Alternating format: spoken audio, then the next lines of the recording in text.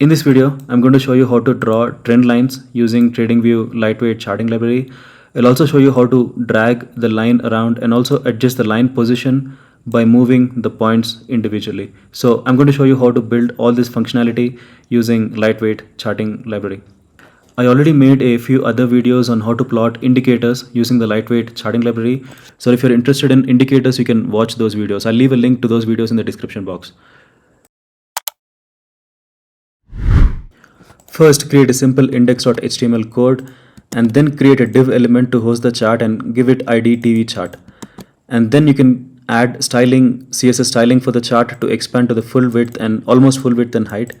And then you can include the lightweight charting library. I chose to include an offline file, but if you want to include the CDN, you can download from the Github repository, Tradingview lightweight chart Github repository, and directly include the CDN file.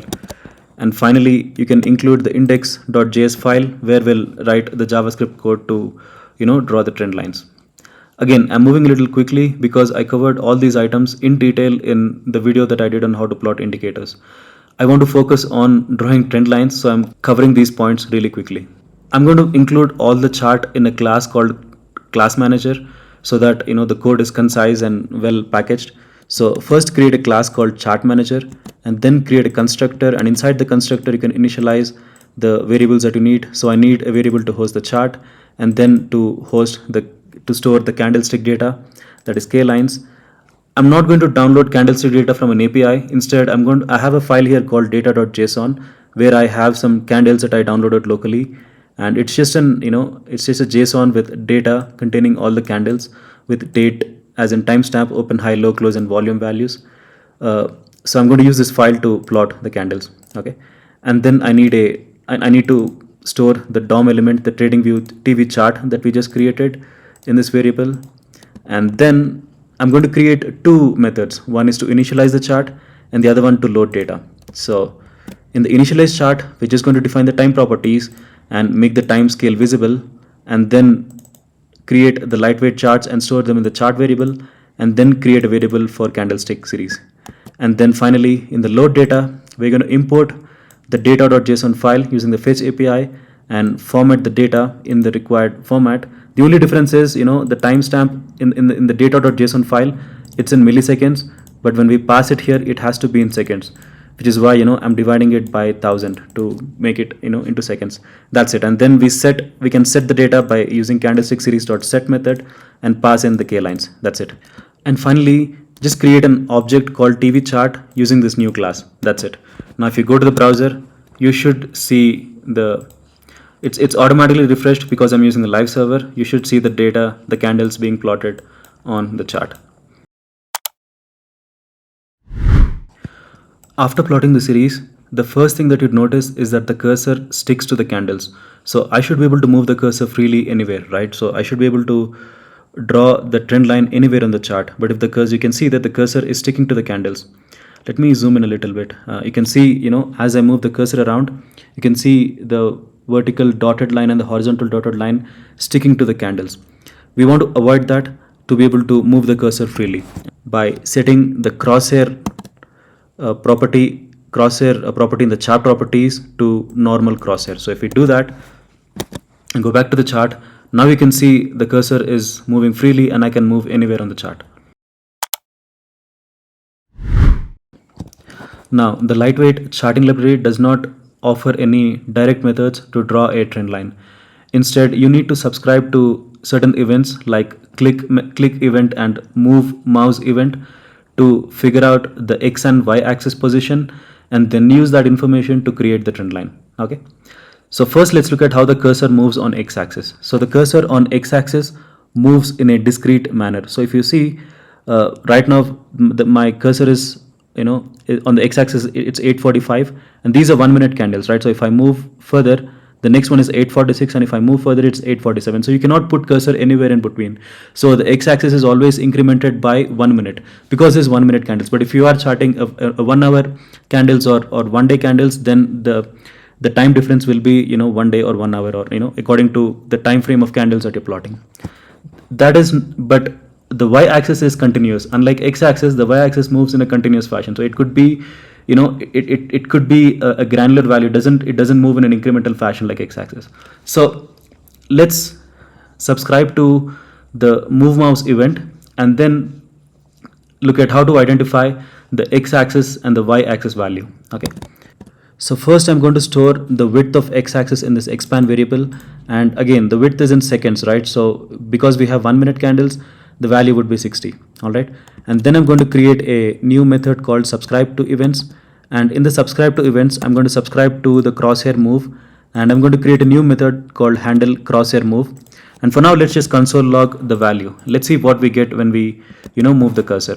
So go back to the chart and go to the developer tools, and as I move the cursor you can see the values being logged to the console. So if I expand it, we get the timestamp, the time, and the logical. We'll talk about logical later, but we also get point, series, and some other information. So it doesn't directly provide the x and y axis value, it only returns the time and logical.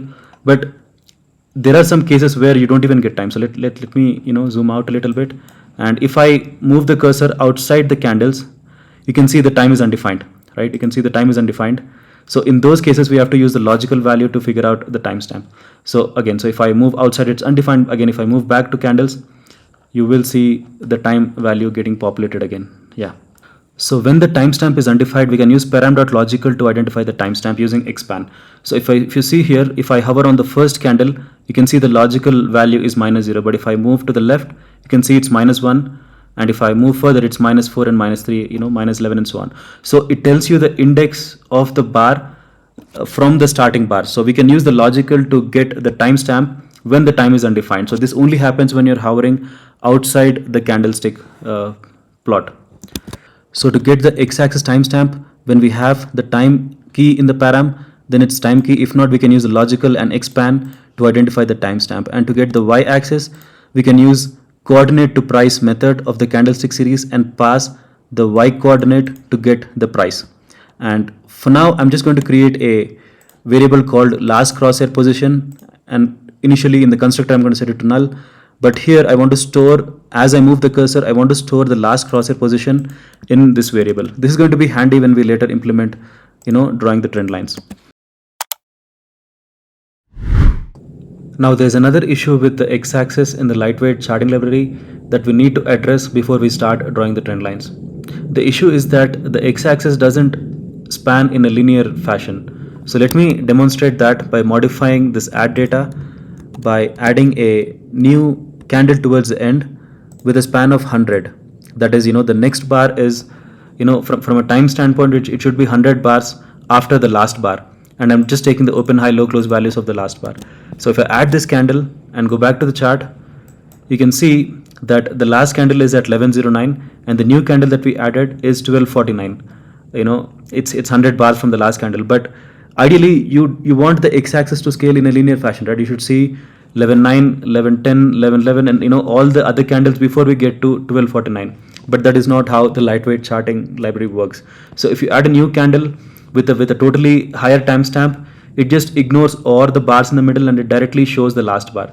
Now this is going to be an issue when you're drawing the trend line. When you click on it and you're dragging the line, and because the x-axis doesn't scale in a linear fashion, the line does not look accurate or it doesn't feel intuitive to draw on the chart. Now to avoid this issue, you can add white spaces towards the end of the chart and also at the beginning of the chart. Now by white spaces, what I mean is we just fill in the empty timestamps without any candlestick values to fill in the gaps in the data, so that when you draw the chart, again the timeline is linear and it feels more intuitive. Okay, let's delete this last bar and then let's add 100 pre-bars, as in these bars are white spaces that will append before the K lines, and then we'll add another 100 bars at the end of the K line, and then just combine all the three with the K line data and set using set data method. Now if you go back to the chart, you will see that there are 100 extra points towards the end, and now when you draw the draw the trend line, it feels more intuitive. Okay, and even at the beginning we added 100 more empty bars. Again, I think at the beginning it's not necessary. Generally when we draw trend lines, it towards the middle or in the end, but I just thought, why not just add it. Yeah. Now let's look at the dynamics of drawing a line. So first you click on a point, and that's when you initiate drawing the line. and as you move the cursor, we create a line segment between the first point where we clicked and where the cursor currently is, right? And to end the line, we move the cursor, and when we feel that this is what the trend line needs to be, we click again to release drawing, and that completes the trend line. Now let's look at the code to achieve this. First, I'm going to add 3 more variables in the constructor. One is line series to store the line series information, and then the starting point, as in when you first click, I need to store the starting point to initiate the line drawing, and then I need an update line flag. This is to avoid a call stack issue. So when you are updating some values of some attributes of the line, you're not supposed to invoke the crosshair move or crosshair click events.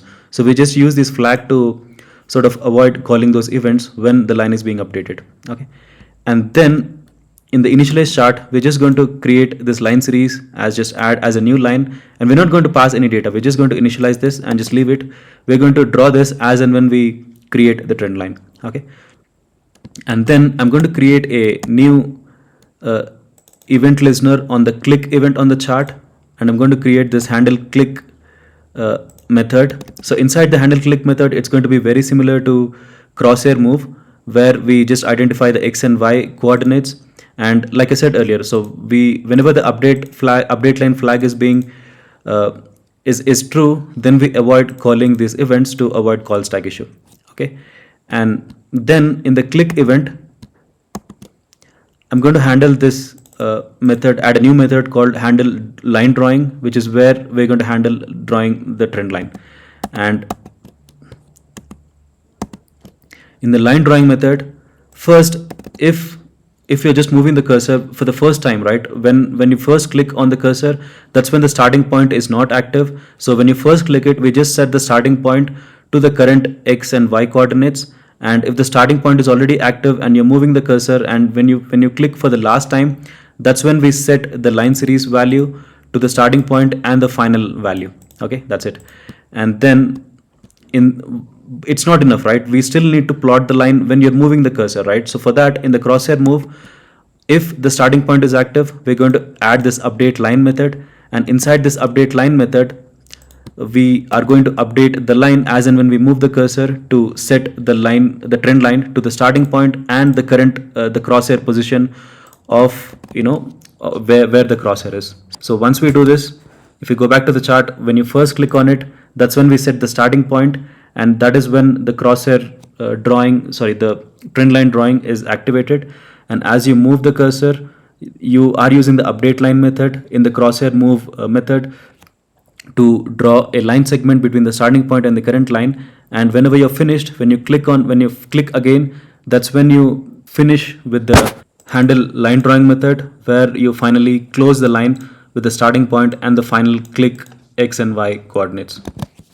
It might be slightly hard to understand, but like I said, there is no straightforward way to draw a trend line. We need to use these event listeners and these methods to be able to draw the trend line. But I'll share the code on GitHub. You can look it up and spend some time on it and understand what I just explained in detail. Now let's look at how to identify when you're hovering over the line. So let's say you draw a line, and when I move the cursor on top of the line, I want to change the line color to orange. So the library doesn't offer any events to identify when you're hovering over the line, so we have to detect ourselves. For that, I'm going to create 3 more variables. The first one is hovered. It's a boolean value just to capture whether we are hovering over the line or not. And then we have another variable called selected point, and in this variable it has 3 values, either null, 0 or 1. So if you are just hovering somewhere on the line, the value would be null, but if you are hovering on the starting point of the line, it would be 0, and if you're hovering over the last ending point of the line, the value would be 1. So we're going to use this value to identify whether we have to drag the line or do we have to adjust the starting point or the ending point. Okay, and then we're going to have another value called hover threshold. This is a percentage value, and whenever the cursor is 0.01% near the line, then we just flag it as we are hovering the line. That's it. Then in the crosshair move method, we're going to create another method called handle hover effect. Okay, and in the handle hover effect, first we're going to retrieve the line data. So when we call line series.data, we get the starting point and the ending point. We just have 2 points in the line, right? So we get the x and y value of the first point and the second point. That's it. So, and if there is no line data, then the value would be null, or the array would be empty. So if it's empty, then there is nothing to hover, so we just return. But if not, we check, we create another method called isLineHovered, and we check if the line is hovered or not. So inside that isHovered method, we just pass the the cursor starting point and also the 2 points of the line, and we're going to use a simple line equation, which is y is equal to mx plus c, where m is the slope and c is the y-intercept, and we use that with the hover threshold to identify. We first check, are we hovering on the point 1? Is it point 1? If that is the case, we set the selected point to 0. If not, is it point 2? Then we set the selected point to 1. And if it's neither, then we set the selected point to null, and we just return the value true. Okay. And if the hover status is true, then we set isHovered to true, and we have 2 more methods here, start hover and end hover. So inside start hover, we're going to set the color to orange, and we also have to disable scaling options, because when you're hovering over the line, we don't want as you move the line, we don't want to scale the x and y axis. Okay. And then in the end hover method, again, if you're not hovering, we want to revert the colors and also the scale settings. That's it. Now if I go back to the chart, and if I draw a trend line, and whenever I hover over the line, you can see the color changes to orange. And again, when I hover over the starting point of the line, the selected point would be 0, and if I do it here, the selected point would be 1. Okay, we're going to use these 2 values to implement the drag feature. Now let's implement the dragging functionality, and for that I'm going to create 3 more variables. The first one is just a flag to capture whether we're dragging the line or not. It's a boolean value. The second, we have the drag start point. So the way we're going to do it is, when we start dragging, we'll capture the starting point, and then as we drag the line, we identify the x and y transformation, and we apply the transformation on the line or the first point or the second point, depending on where you're dragging. And then I'm going to create another variable called dragLine data. So while you're dragging the line, I'm going to capture the line coordinates in this drag start line data, so that it's easier for me to apply the transformation. Okay. Then in the subscribe events, we need to subscribe to one more event, which is mouse down, to identify the drag is initiated, and then going to subscribe to another event, which is mouse up, to identify when the drag has ended. Okay, starting with mouse down, first I'm going to implement the handle mouse down event as another method, and first we're going to check if the last crosshair position is stored or not. Remember, when we first implemented the crosshair move method, we captured the current value of the coordinates in the last crosshair position. Okay, and then if the line is hovered, then we initiate the drag, and we pass the crosshair x and y position in the drag. And in the start drag method, we set the dragging flag to true, and we set the starting drag point, again the x and y coordinates, and then we also set whatever the existing line data are, which is going to set those values as the drag start line data. So when you just initiate the drag, the line coordinates are going to be the same, right? That's why we initiate the values as the drag start line data. Then as we keep dragging the line in the crosshair move method, we're going to implement is dragging functionality. So if the line is being dragged, like if the dragging flag is active, it is active again when we initiate the drag, and this is in the crosshair move method. So while we're dragging, we identify the x and y transformation, the coordinates, and then depending on the selected point, are we selecting the first point? If you're only selecting the first point, then we only apply the transformation on the first point. And if you're only selecting the second point, we only apply on the second point. But if you're not selecting, if you're just generally hovering over the line, if we're dragging on the entire line, then we apply the transformation on the entire line. And then we create a new method called dragLine, and we set the coordinates of the line using this dragLine method. Again, this is very similar to update line, where we set the update line to true and also set the new coordinates. The reason I created a separate method is to delineate between update line and drag line. So update line is only when you're drawing the line, whereas drag line when you're It does the same, but the only difference is you're doing it at a different point in time. Update line is used when you're drawing the line, whereas drag line is only used when you're dragging the line. Okay. And then when you bring the mouse up, we end the drag, and in this end drag method, we again set the dragging to false and all the other code values to false. So let's see this in action. So I first draw a trend line, that's it, and when you hover over it, the color changes to orange.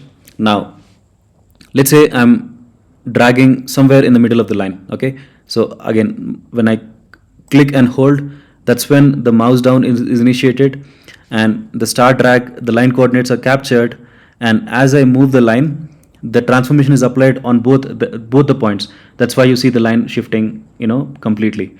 And when I'm done dragging, you just bring the mouse up. That's when you stop dragging. That's it. And if I do the same on the starting point, again, when you hold it, that's when you know that the selected point is the first point. Then when you move it, you can see the transformation is only applied on the first point, and that's how you move the first point. And same thing, when you want to do the transformation only on the second point, you just hold the second point and move around and release it. So that is how you implement the drag functionality. Again, I know this is somewhat convoluted and it's very hard to wrap your head around. So I created this flowchart to simplify things a little bit. So this flowchart is like a decision tree. It helps you navigate the methods and create some kind of intuition as to how this is built. So again, I'll leave this code in the GitHub repository. You can just paste it here and you can see the preview of the flowchart or decision tree here. So maybe this will help you understand things. That's it for this video. Let me know if you want me to make more videos on plotting. Again, Trendline is just one of the many charting tools that Tradingview offers. Let me know if there is another tool that you're interested in and you want me to make a video on.